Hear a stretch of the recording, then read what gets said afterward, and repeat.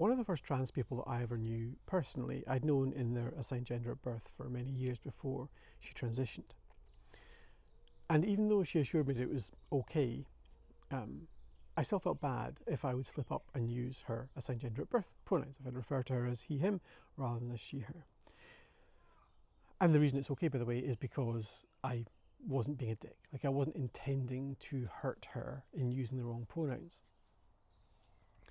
But it's interesting to me that we, or at least I, even as comparatively soaked in queer culture and queer theory as I am, I still have this tendency to collapse people down to a gender box, which may be male or female or maybe non-binary. People tend to exist in my head generally as he, him, she, her, or they, them. Now, I'm familiar with the concept that is not correct. I myself use he, they pronouns. So even before we get into neopronouns, it is possible for somebody to have a more rich and complex gender presentation than just she, her, or he, him, or they, them. But what was interesting to me is I recently had a realization that another of my friends suffers at the hands of the same impulse in my brain, but with a different outcome. So my older friend, I slipped up occasionally and refer to her with he, him pronouns. My newer friend is on a bit of a gender journey, as is not uncommon, and for her it's not the case that she is absolutely set on a binary transition. She's playing with her gender, she's seeing what works, she's seeing what bits of her assigned gender at birth she wants to keep and play with, and what parts of a new gender she wants to take on. But for me, because I've known about her for a long time, she just lives in my head as she, her. Now, she does actually use they, them pronouns still, and she's happy to use her old name. It's not for her a dead name, it's a bit like me using Chris and Kit pretty much interchangeably. You pick which one works for you. Depending on the situation or the group she's in, she will use basically either of them. But did you catch that? Like, she lives in my head as she, her. Now, this is somebody who, if you saw a photograph of her, and even maybe if you passed her on the street, you would just think was a man. She hasn't done any medical transitioning, and she hasn't really even done any social transitioning other than the name stuff and the pronoun stuff in group in a safe space. Her fashion choices are a little bit more flamboyant than a typical man. Choice of accessories a bit more outre, but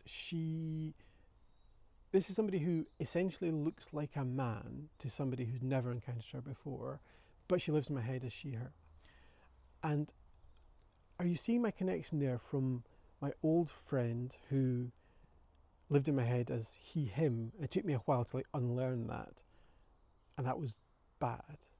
To my newer friend who looks like a he, him, but who lives in my head as a she, her, and it takes me a hot minute to remember to not refer to her with her newer name and to use her public pronouns, which are they, them, by the way. And I've messed up a few times on that. I've used the wrong name, I've used the wrong pronouns. So I'm messing up in both cases, but in the latter case, I think is evidence of my own growth, that even though this person effectively looks male, that she lives in my head with female pronouns, and as a girl, and in my family, and my daughter refers to her as such. It's interesting to me that the same fuck up, the same mistake that I'm making, doesn't come from a negative or a positive place. It's a neutral place. It's how my brain is working, and it's not entirely a good thing because it's sort of collapsing people down into a gender tertiary, so that they're either male, female, or non-binary, and that's not true. I know that's not true. I myself use he, him, and they, them pronouns. That's before we even get into neopronouns. But there's something interesting to me about the fact that that same fuck up that I'm making 20 years ago was much worse and more.